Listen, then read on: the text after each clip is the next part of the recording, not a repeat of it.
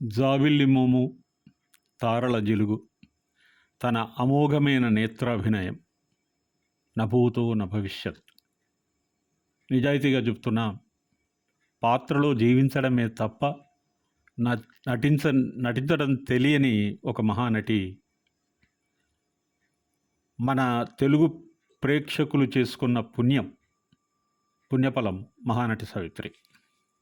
క్షణకాలంలో నవరసాలను అలవోకగా కళ్ళల్లో పలికించగల అత్యంత ముగ్ధ మనోహర రూపం,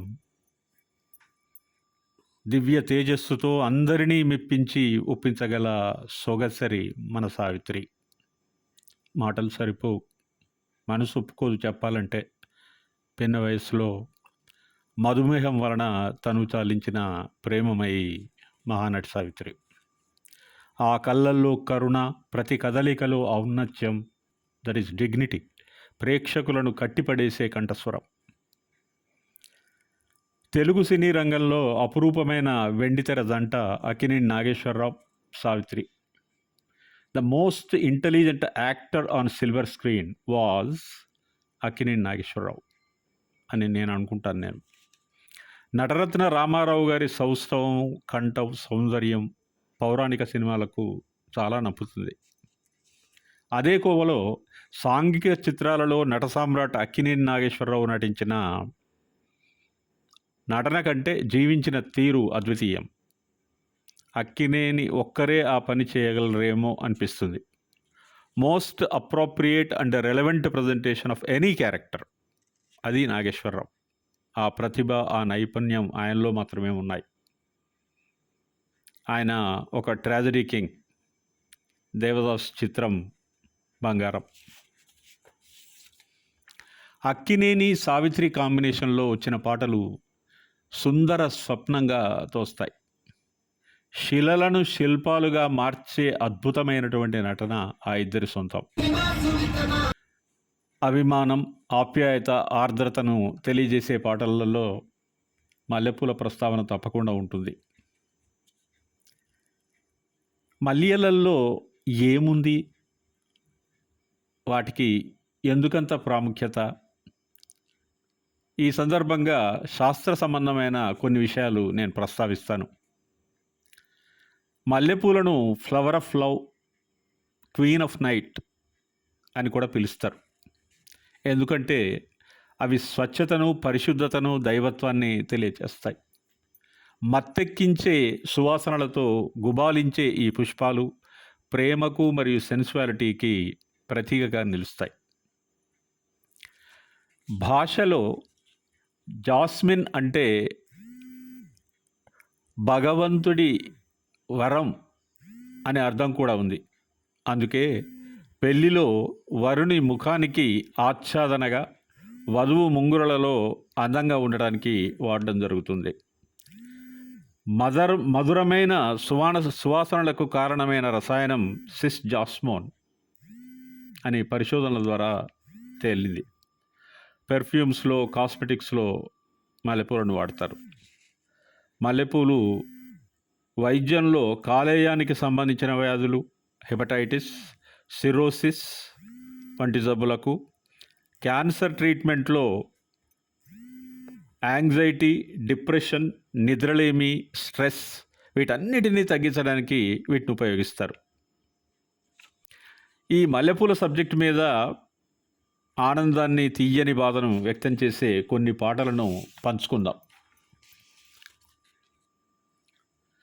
అయితే మల్లియలే కాకుండా జాబిలి, తారలు, వెన్నెల హృదయమైనటువంటి భావాలను వ్యక్తం చేయడానికి సినీ సాహిత్యంలో వాడారు.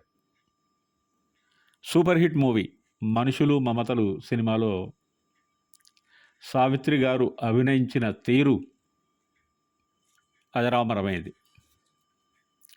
వెన్నెలలో మల్లియలు, మల్లెలలో గుమగుమలు, గుమగుమలో గుసగుసలు, ఏవేవో కోరికలు, వెన్నెలలో మల్లియలు. నీ హృదయంలో నిలవాలని, నీ కౌగిలిలో కరగాలని, నీ హృదయంలో నిలవాలని, నీ కౌగిలిలో కరగాలని, నీవే నీవే కావాలని ఏవేవో కోరికలు.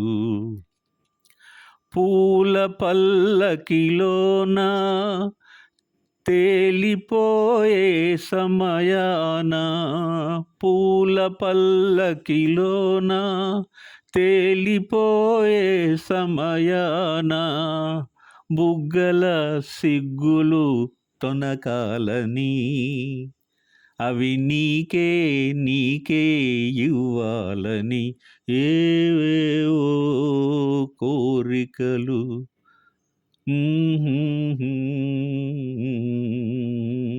ఇది ఒక అల్టిమేట్ ఫీలింగ్, ఒక సబ్లైమ్ లవ్.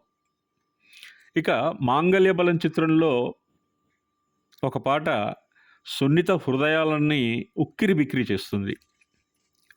ఆకాశ వీధిలో అందాల జాబిలి, వయ్యారి తారను జేరి ఉయ్యాలలుగనే, సయ్యాటలాడెనే.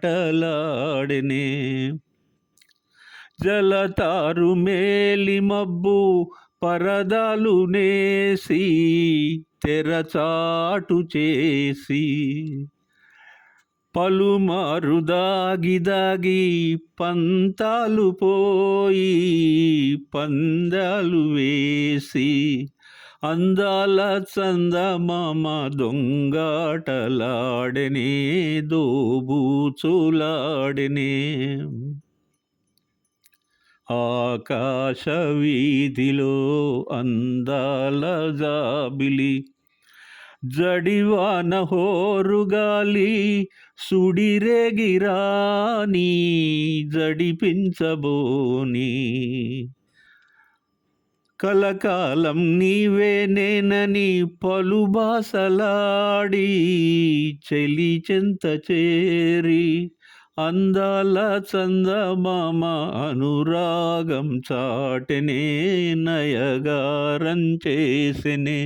ఆకాశ వీధిలో అందాల జాబిలి, వయ్యారి తారను జేరి ఉయ్యాలలుగనే, సయ్యాటలాడెనే. మహానటి ఈ పాత్రకు ప్రాణ ప్రతిష్ఠ చేసిన తీరు మహాద్భుతం. ఇంకా ఎన్టీఆర్, సావిత్రి నాయికా నాయకులుగా నటించినటువంటి నిర్దోష్ చిత్రంలో ఒక స్లో సాంగ్. మల్లియలారా మాలికలారా మౌనముగా ఉన్నారా, మా కథయే విన్నారా. మల్లియలారా మాలికలారా మౌనముగా ఉన్నారా, మా కథయే విన్నారా. జాబిలిలోనే జ్వాలలు రేగే, వెన్నెలలోనే చీకటి మూగే, పలుకగా లేక పదములే రాక, బ్రతుకే తానై బరువై సాగే. మల్లియలారా మాలికలారా మౌనముగా ఉన్నారా, మా కథయే విన్నారా. చెదరిన వీణారవళించేనా, జీవన రాగం చివురించేనా. చెదరిన వీణారవళించేనా, జీవన రాగం చివురించేనా. కలతలు పోయి వలపులు పొంగి, కలతలే పోయి వలపులు పొంగి మనసే లోలో పులకించేనా మల్లియలారా మాలికలారా. చివరగా ఒక అత్యద్భుతమైనటువంటి పాట. ఇది ఒక అమ్మాయి హృదయ విదారకమైనటువంటి స్థితిని తెలియజేస్తుంది. ఇది మల్లెల వేలయని, ఇది వెన్నెల మాసమని, తొందరపడి ఒక కోయిల ముందే కూసింది, విందులు చేసింది. కసిరే ఎండలు కాల్చునని, ముసిరే వానలు ముంచునని, కసిరే ఎండలు కాల్చునని, ముసిరే వానలు ముంచునని, ఎరుగని కోయిల ఎగిరింది, విరిగిన రెక్కల ఒరిగింది. ఇది మల్లెల వేలయని, ఇది వెన్నెల మాసమని, మరిగిపోయేది మానవ హృదయం, కరుణ కరిగేది చల్లని దైవం. మరిగిపోయేది మానవ హృదయం, కరుణ కరిగేది చల్లని దైవం. వాడే లతకు ఎదురై వచ్చు వాడని వసంత మాసం, వసివాడని కుసుమ విలాసం. ఇది మల్లెల వేలయని, ఇది వెన్నెల మాసమని, ద్వారానికి తారామణిహారం, హారతి వెన్నెల కర్పూరం. ద్వారానికి తారామణిహారం, హారతి వెన్నెల కర్పూరం. మోసం ద్వేషం లేని సీమలో మొగసాల నిలిచెని మందారం. ఇది మల్లెల వేలయని, ఇది వెన్నెల మాసమని. మనసు పెట్టి అర్థం చేసుకుంటే తట్టుకోలేని భావోద్వేగాలు గుండెలను పిండి చేస్తాయి, హృదయాలను రసప్లావితం చేస్తాయి, ఇంకా బ్రతకాలనే కోరికను కలిగజేస్తాయి. అందుకే తెలుగు సినిమా జీవనాడిలాగా, జీవన ప్రదాతలాగా, బ్రతుకును ధన్యం చేసే ఒక మహత్తరమైన మహాయజ్ఞం.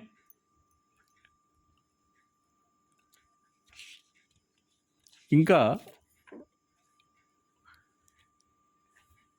మల్లెలు, చందమామ, చందమామ ప్రసరించే వెన్నెల, వెన్నెలలో పుష్పించి ఫలించే కలువ పూలు, మధురాది మధురమైనటువంటి తలపులు ఎన్నో తెలుగు సాహిత్యంలో మనకు కనపడతాయి. అందుకని సాహిత్యాభిలాషులంతా ఈ సినీ సాహిత్యాన్ని మామూలుగా తీసుకోకుండా పఠించి, ధ్యానించి రసానుభూతిని పొందాలని నేను విజ్ఞప్తి చేస్తున్నాను.